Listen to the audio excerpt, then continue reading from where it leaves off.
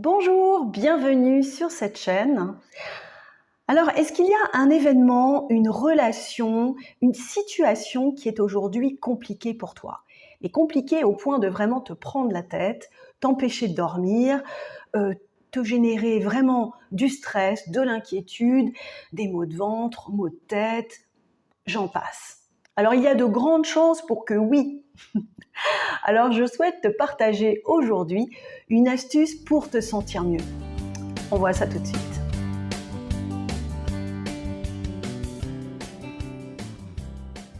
Je te propose pour cela d'aller libérer la charge émotionnelle qui est en toi et qui est liée à cette problématique précise.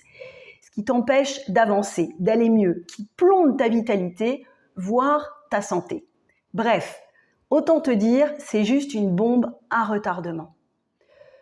Alors bien sûr, il y a plusieurs techniques, mais aujourd'hui, je vais t'en partager une que je pratique moi-même, que je fais pratiquer aux personnes que j'accompagne, et qui est vraiment source de transformation. Alors, peut-être que par rapport à cette situation, tu te dis, eh bien par exemple, mais j'ai fait tout ce que je pouvais. Ou bien peut-être que tu te dis que de toute façon, quoi que tu fasses, rien ne changera. Ou bien, tu sais ce que tu dois faire, mais tu peux pas, c'est plus fort que toi, tu peux pas. Ou bien encore le fameux « mais j'ai pas le choix ». Comment tu veux que je fasse? J'ai pas le choix. Alors évidemment, de toutes ces croyances, eh bien, tu peux en avoir des confirmations au quotidien. Alors, je t'invite juste à te demander si t'en as pas marre. Et si t'en as marre, à quel point t'en as marre? Parce que figure-toi que de se poser cette question, eh bien, c'est déjà un bon moyen pour venir changer ces certitudes pour lesquelles tu as toujours les mêmes résultats et donc vivre autre chose. Et qui sait ce qui peut arriver.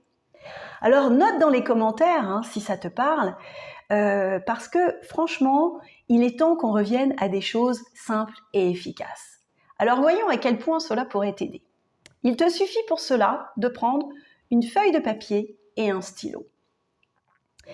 Tu penses à cette situation ou à une situation qui t'attriste, qui te bloque, qui te stresse, qui te contrarie.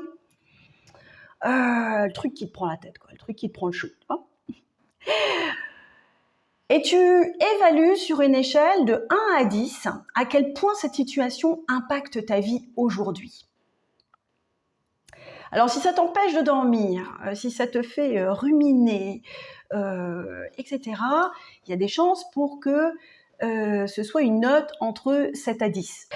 Tu poses maintenant fermement l'intention de te libérer de cette charge émotionnelle qui est liée à ce que tu as écrit pour permettre à la situation ou à la relation d'évoluer comme c'est le plus juste. Et j'insiste, c'est sur cette intention qui est puissante, te libérer de cette charge émotionnelle pour permettre à la situation ou à la relation d'évoluer comme c'est le plus juste pour chaque personne concernée.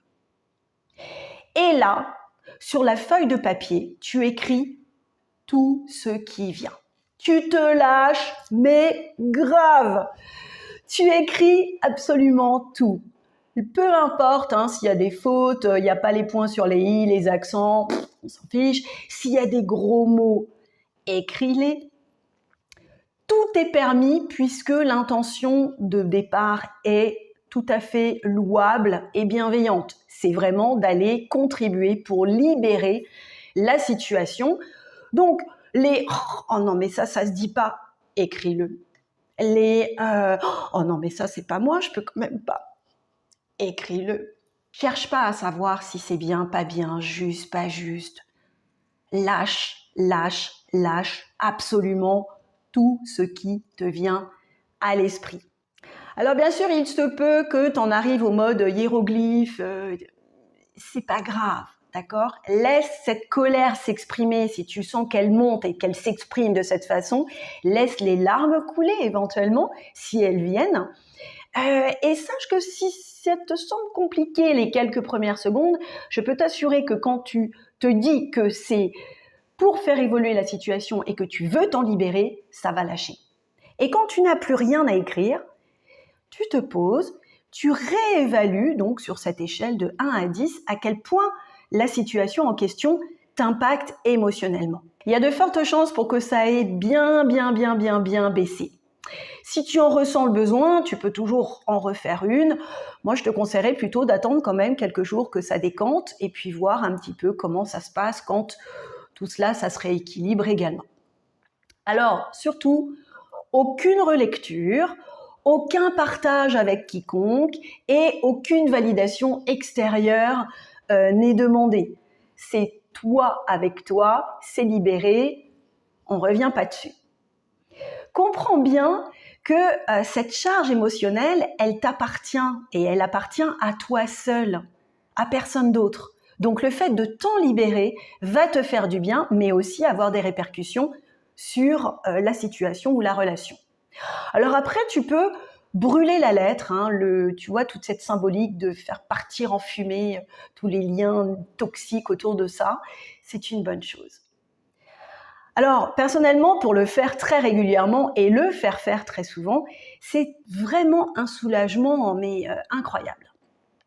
Alors l'autre fois, justement, j'ai eu comme retour une dame qui me disait « Oh là là, non mais je me suis fait peur, Marie-Noël, avec ce que j'ai écrit. » Oh, j'avais honte.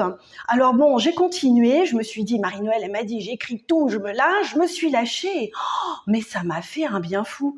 Pourtant, au départ, je peux t'assurer qu'elle n'avait qu'une envie, c'était vraiment de lui cracher ces 4 vérités au visage, à la personne en question, qui avait tous les torts, bien évidemment.